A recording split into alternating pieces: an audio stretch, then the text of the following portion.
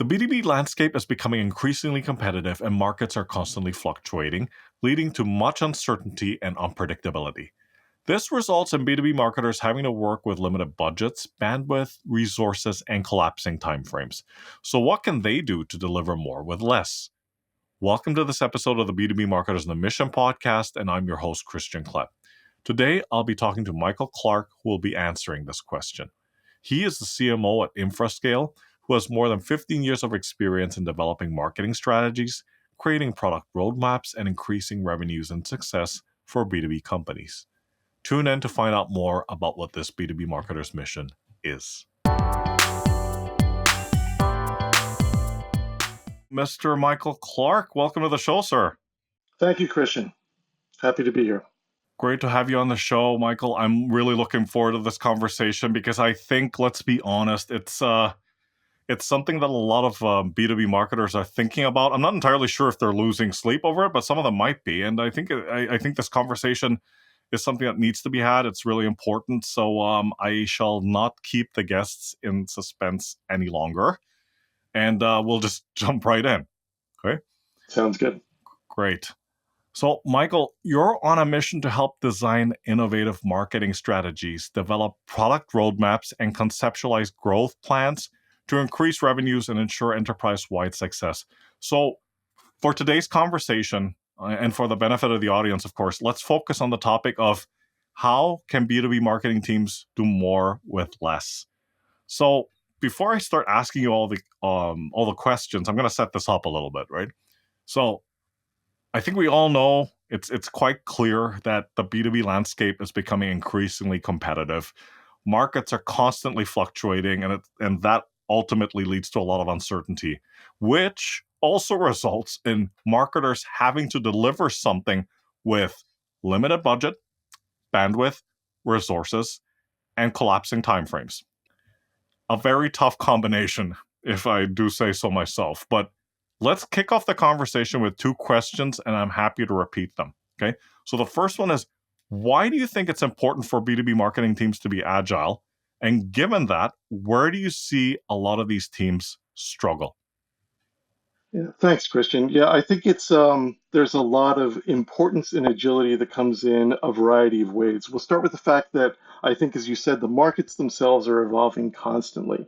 And that means we need to evolve constantly with them. And I think, we've all had the experience where you come up with a great hook, a great campaign, a great email, whatever it might be, that works for a month or for a quarter and then tails off again. And you can't expect what worked yesterday to keep working forever in the future. You need to be constantly testing and expanding to evolve that to a new successful topic. And I think the agility we're talking about allows marketing to make those quick changes, to adapt quickly based on two of my favorite things, real-time data and customer feedback.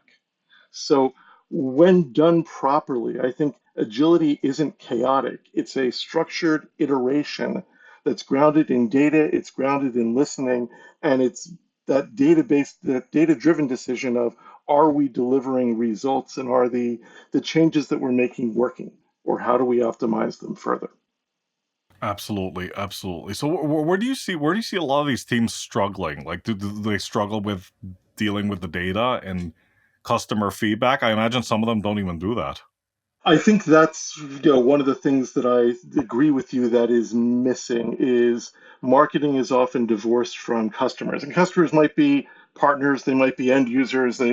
Customer in B2B marketing is writ large, and even then, I'm looking at external customers. We'll come back to that in a minute, but to me, the best insights don't come off your dashboard. They don't come out of your metrics. They come from the conversations you're having.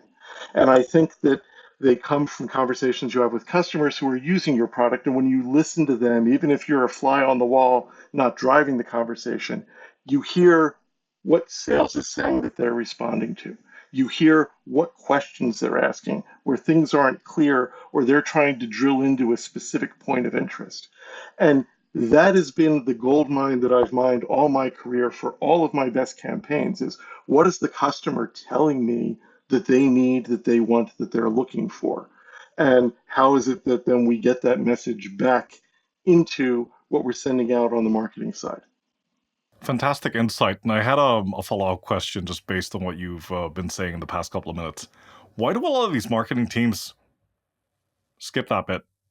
Like, I mean, at least some of the marketers I've worked with, like they don't collect this feedback from customers. Is there some? Is it because of the disconnect between them and sales? Is it because they've never spoken to customers? Or over to you. I think it starts with the disconnect from sales. That might be in some organizations. I've actually seen marketing and sales set up as competitive organizations, which makes no sense to me whatsoever. These are two people that need to be completely aligned in what they're doing. But I think marketing, I think in a lot of ways, the onus is on marketing to make this connection. And the reason is, I mentioned a moment ago, we were talking about external customers before. You have internal customers in your organization as well. And when it comes to marketing, sales is your biggest internal customer in almost every case. So ask sales what it is that they're looking for, what data is important to them, what handoff point makes the most sense to them. And then that lets you start aligning on what you're giving sales so they agree that their needs are being met, and they're more likely to say, sure, I'd be happy to let you sit in on a customer conversation, because I think it is the organic conversations that have this information more so than a survey you send out or other way of capturing the data. So either you're using meeting notes that transcribe it and fishing for more information, but I'll tell you, being there live, and especially when you have the trust of sales to ask some questions live, um, really lets you hone in on why is that important to you, what is the impact on your organization, and the type of things that really drive the needle. Absolutely, absolutely.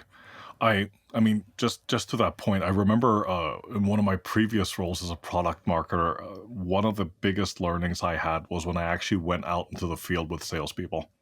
Right, so went out and had meetings with the customers, and I could hear what questions and concerns the customer had and what objections, also very important, and how the sales dealt with those questions and how they, I wouldn't say countered the objections because that sounds like you're getting ready for a fight, but how do they address them?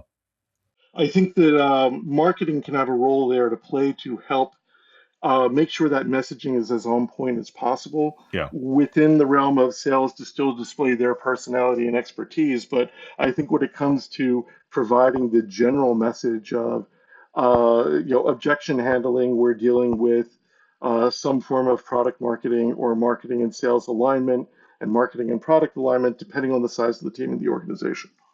absolutely, absolutely. This episode is brought to you by Apionite. One of the biggest challenges I hear from founders, product leaders, and fast scaling startups is this: we have a vision for our product, but we can't build it fast enough. Hiring engineers takes forever, managing an in house team is expensive, and working with agencies, let's be honest, most of them don't really care about your business. That's why so many top startups partner with Apionite. They're not just another dev shop, they're a product development powerhouse. Their team embeds with yours, defines how their work can positively impact your product or business metrics, and builds high performing apps that scale. Whether it's fintech, health tech, or SaaS, they don't just write code, they co create products that grow businesses. So if you're tired of delays, bad code, or agencies that just don't get it, check out appionite.com/grow and build something great. Okay, now back to the episode. I'm going to move us on to the question about key pitfalls to avoid. So we're talking again about how marketing teams can do more with less. So what are some of these pitfalls they should look out for, and what should they be doing instead?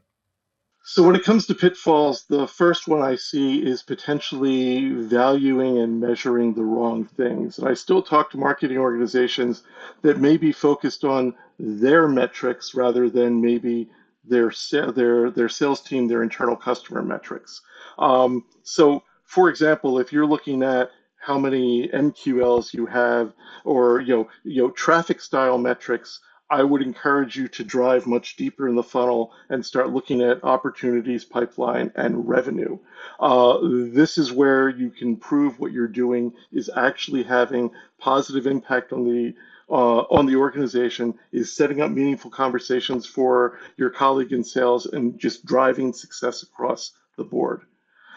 The second thing that I think is really important is the ability to get stakeholder alignment in what you're doing.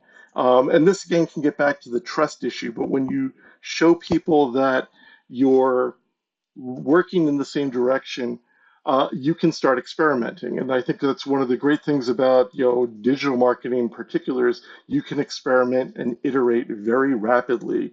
And whether that's basic A/B testing or just full on, hey, we had this idea, we think it's got legs, we're going to test it small, we're going to see if it works. You can get alignment better for saying our plan is to do this small in multiple ways across multiple markets with these variables, and then see how it is resonating in the market, see what is responding, see what is happening, and then start accelerating from there. And it also then gets you into that sort of, again, agile from a technologist standpoint mindset of let's do small things and iterate them as they're successful rather than saying, here is my plan for next year. And I'm going to, ride this ship down one way or another.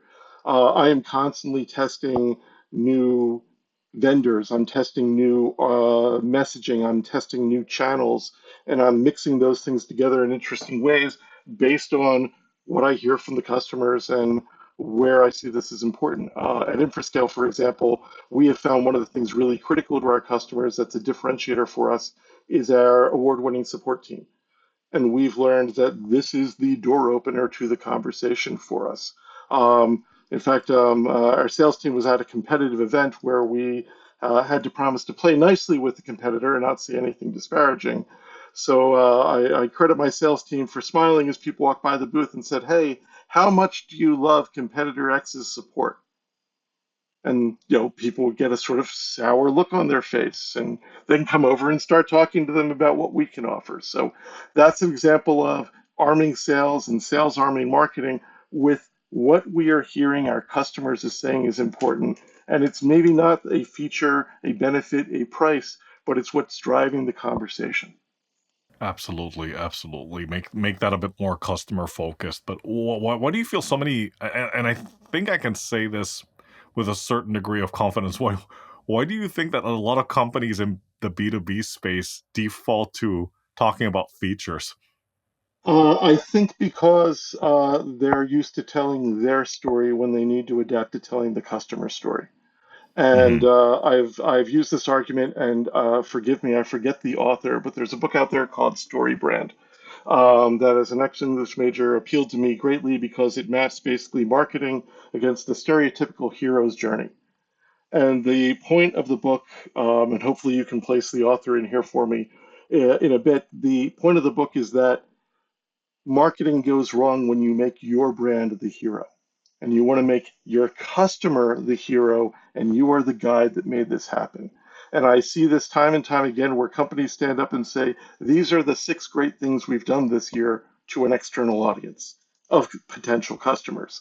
And I'm like, if you replace this with, here's 6 great things our customers have done this year, you're going to get much more excitement about what it is that you're saying and much more engagement from them. Absolutely, absolutely. And the author of the book Building a Story Brand is Donald Miller, and I know that because I've read it twice. So That's excellent. My apologies to that's all right. Donald Miller. It's a great book. Highly Yeah. recommend it. There is one other point where I think there's a key pitfall that I run into, and coach my teams and people that I'm mentoring or other people I'm working with try to get out of, and that's my phrase that my team grows tired of is let's not confuse activity with results.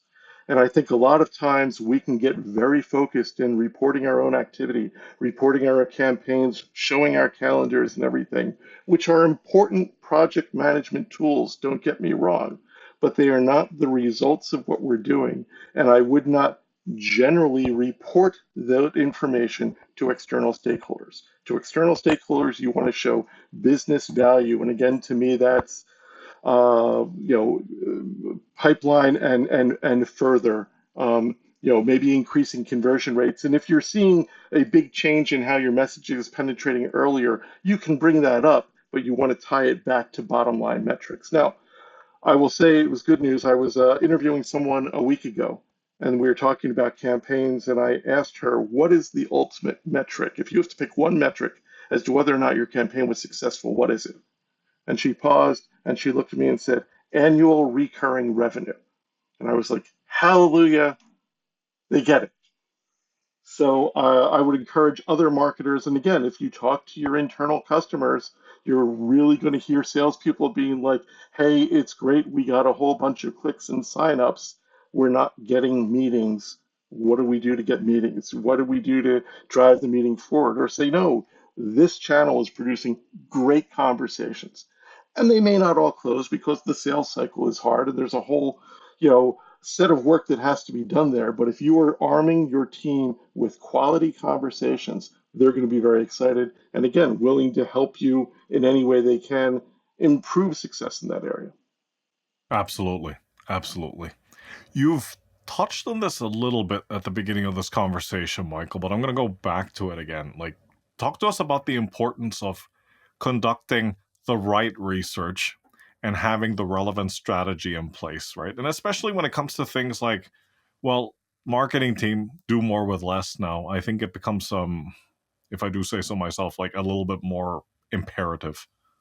Yes, I will say that research can really depend on the specifics of where we are in the B2B marketing world.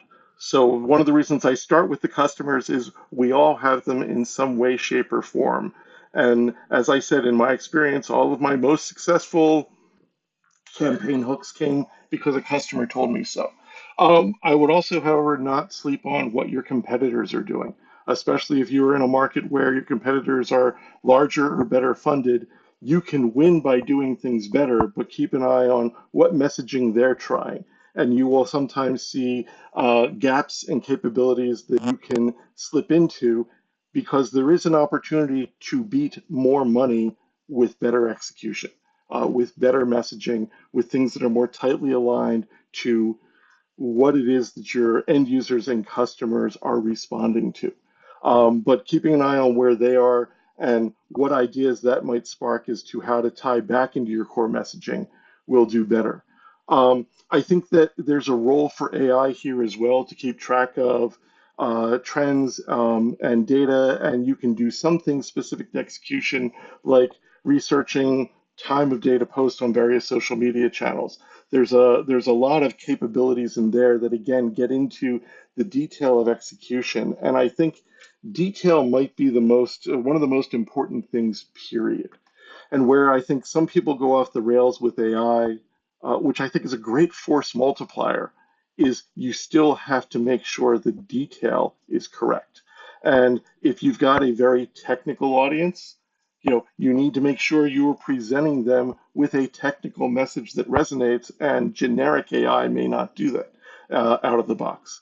If you're looking at really honing in on specific key phrases and keywords, you need to make sure they're the right ones with your audience. And if you're making sure that the channels and spend make sense, you need to make sure that that aligns with where your ICP and audience is actually going to be and what they value. And we'll maybe come back to that in a few more questions. Yeah, yeah, no, absolutely. I mean, we are in 2025, and what kind of a podcast would this be about B2B marketing if we didn't talk about AI, right?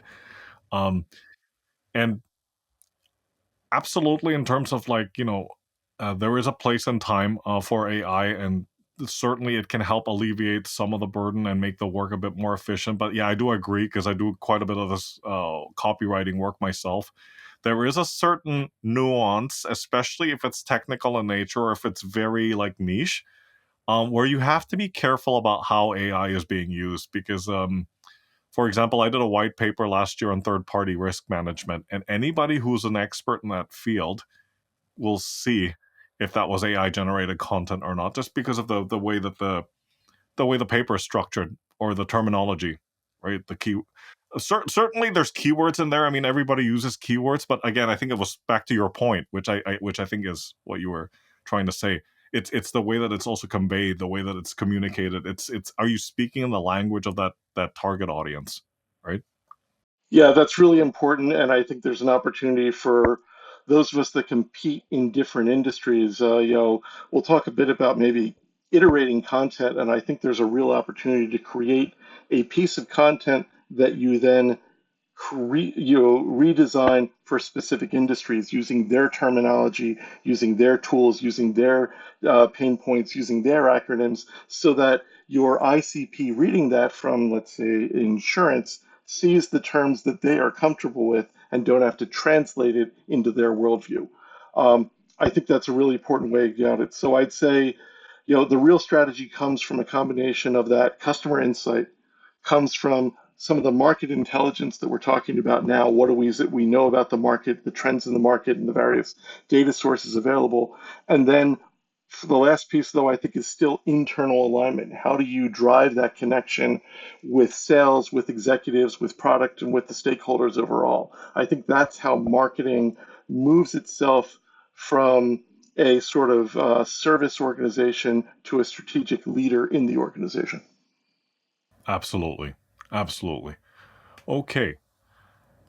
Moving us on, and you've given us a lot of great tips so far. But like based on your experience, Michael, how can B2B marketers start small and accelerate? So, what steps do they need to take? What are those key components that need to be in that process? So I think needs to start with looking at what you have currently. I think you need to make sure you are auditing what currently exists and looking at what you've been doing the same way because you just keep doing it over and over again, and put some fresh eyes on it and say, is there an opportunity to be more efficient here? Is this web page that I haven't looked at aligned with the new terminology and the new value statements that we're doing? This can lead to faster wins, like maybe optimizing some of your lead flow.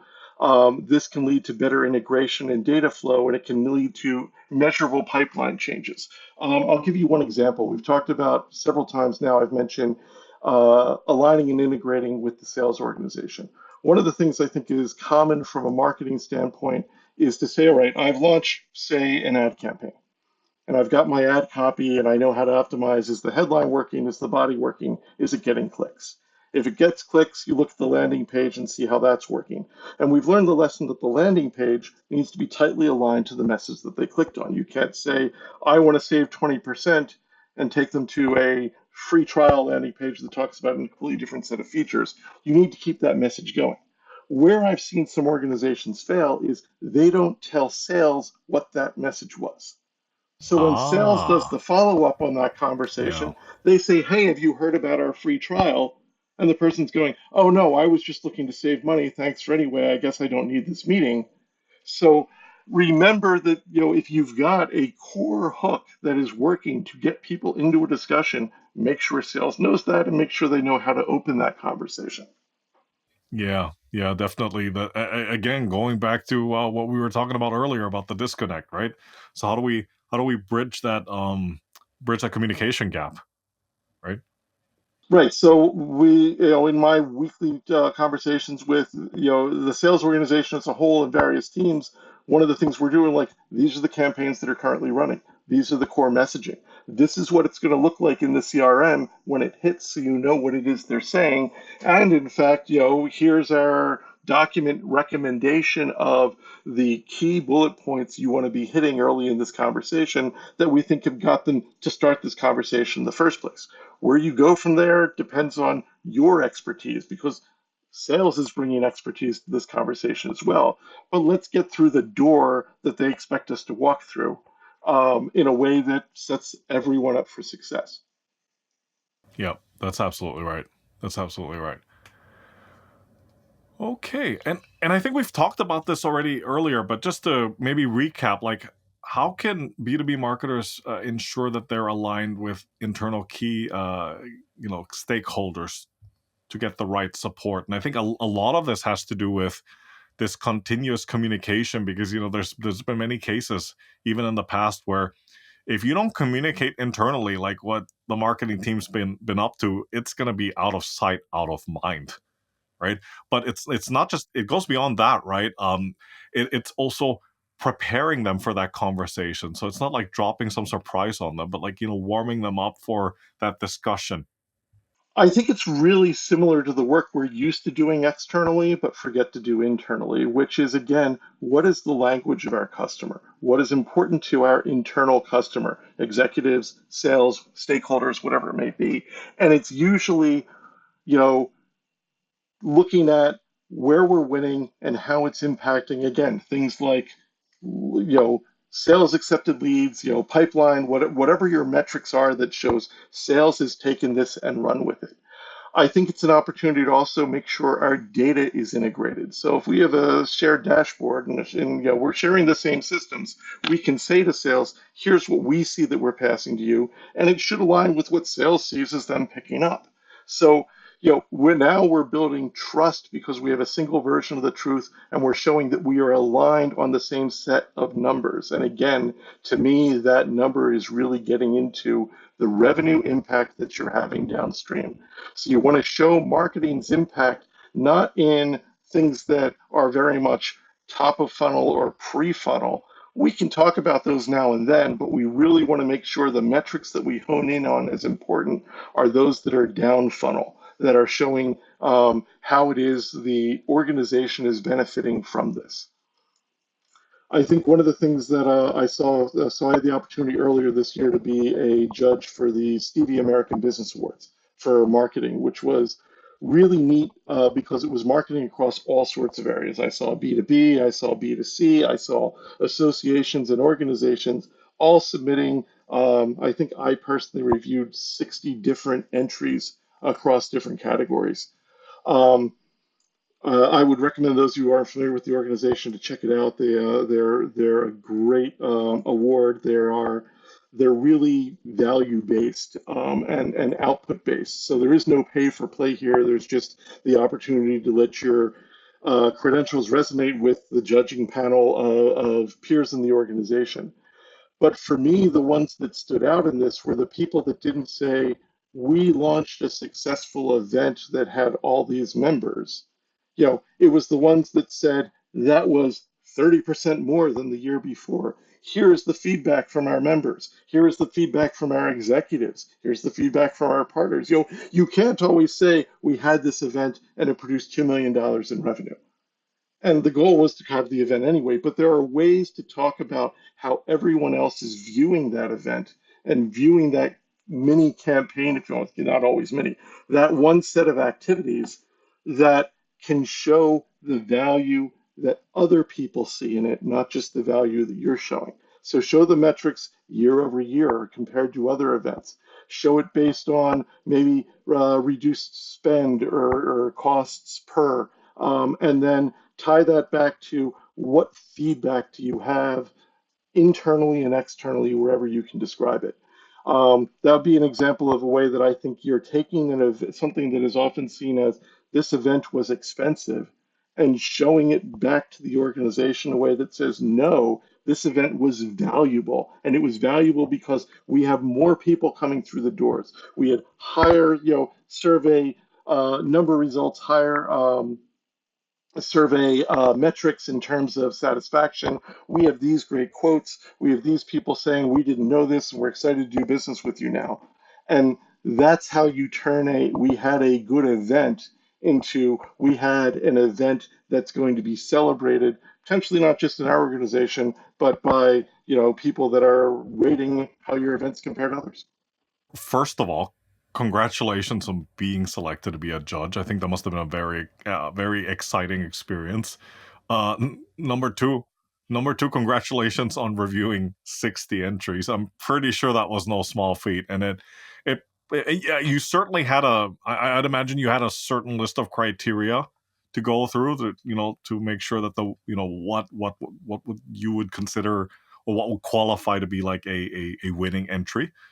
Um, and thank you for sharing those insights, which I think were profound. There were a lot of questions that were racing in my head as you were talking, and I think you've answered most of them. Like in terms of like what would really stand out as something that's like a winner, right?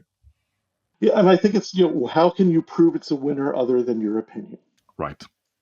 And Right. I think it's funny because, again, I Mm. think we do this so often in marketing, Yeah. but we forget to do it internally about what marketing is doing. Exactly. Okay, so we get to the point in the conversation where we're talking about actionable tips, and you've given us plenty. But just imagine there's a B2B marketer or a B2B marketing team out there who is listening to this conversation, and there are 3 to 5 things you want them to take action on right now. What would those things be? I would start again with that sort of audit step of what you're doing now and make everything defend its own existence. I can share a story from a company I was with a couple of years back that was spending an ever increasing amount on Google Ads. And I'm not against Google Ads, and I agree that there are a lot of good reasons to do it. But I was surprised it was working with such a technical audience in this industry. And I had the opportunity to sit in on some customer conversations, and I said, hey, how did you get to us? We've been running a lot of ads in this, and we were talking to basically an IT admin who was like, I would never click on a Google ad. I'm not gonna. I have no interest, no offense in what you in marketing want to tell me. I want a proven solution to my problem. Show me the fix. Show me the white paper. Show me the technical expertise that I need.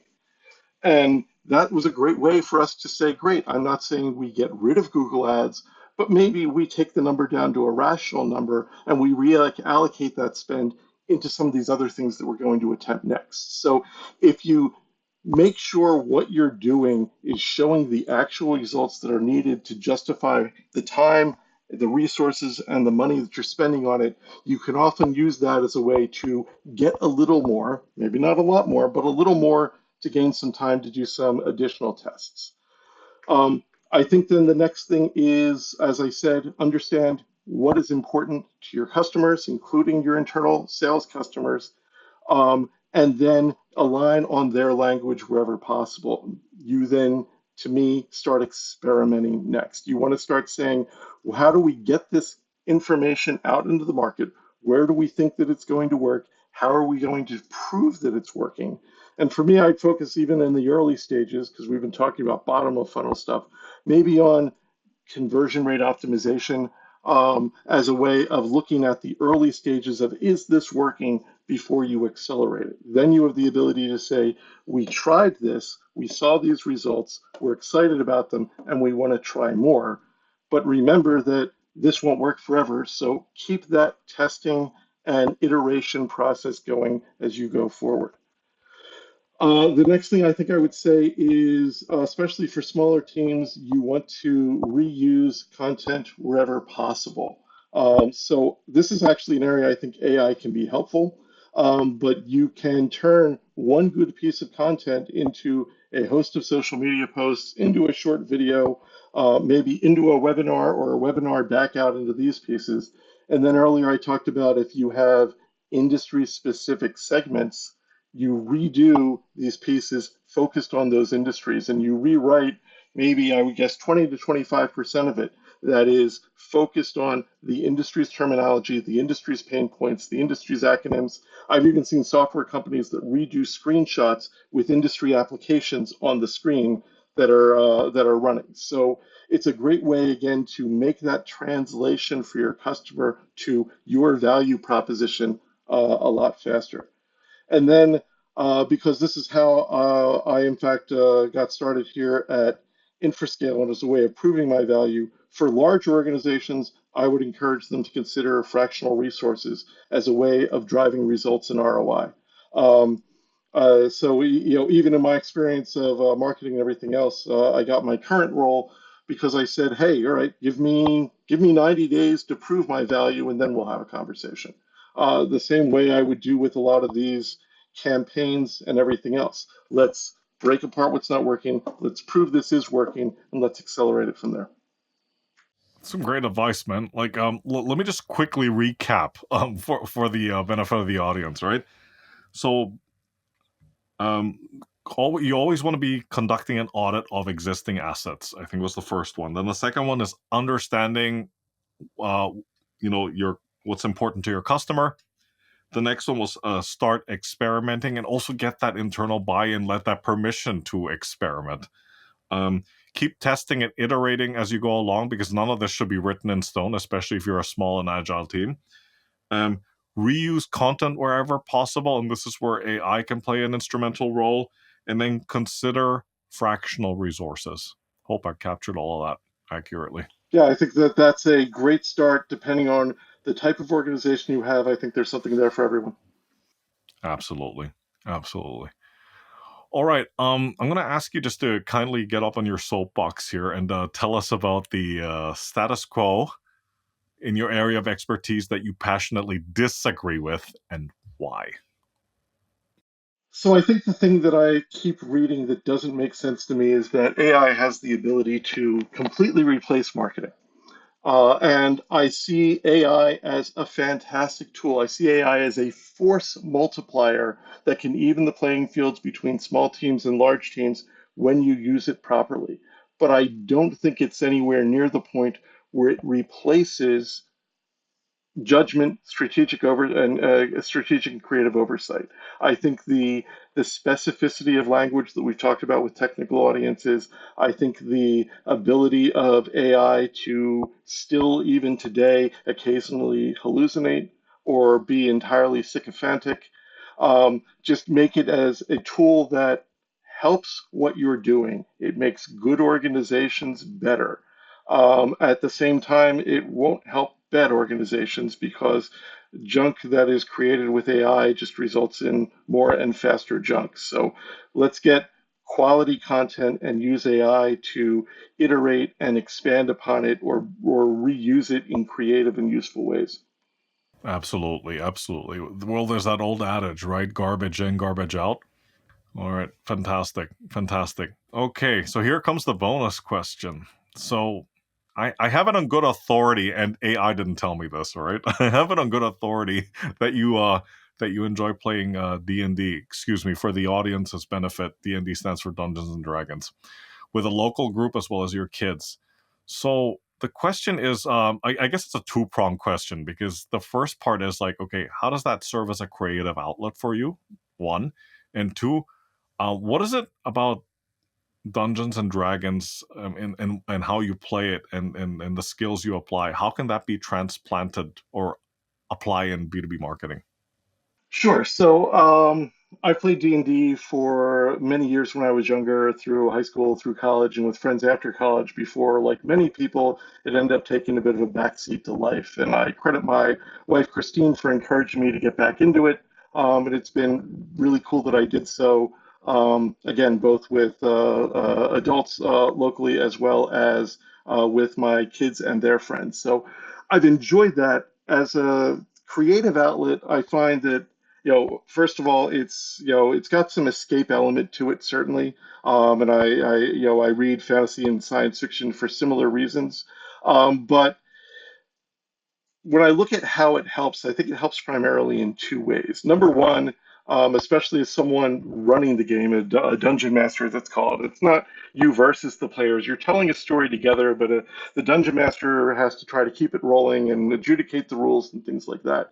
And it is amazing to me how important communication is in this role. And I've seen things where I thought I was telling something really clearly to a group of players that some of them missed, or one of them had no idea what I was saying.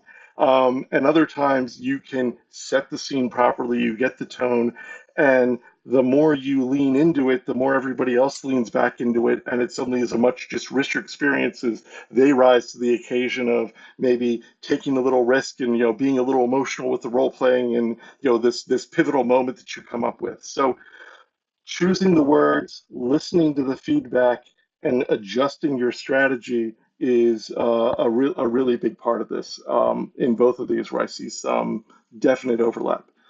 The other one I think is simply challenges in problem solving. Whether you're running the group or in the group, you have a set of resources and a set of challenges, and you're trying to allocate how do we prioritize, how do we deal with them, and then how do we creatively deal with them? Because the most fun elements of this aren't necessarily I walk over and attack it with my sword, but wait, I will shoot the lantern above them so it falls down and then they burst into flames. So the people, it rewards creativity in itself, because those are the moments that the group gets excited about, that everybody else starts trying to up their game and do something fun and interesting.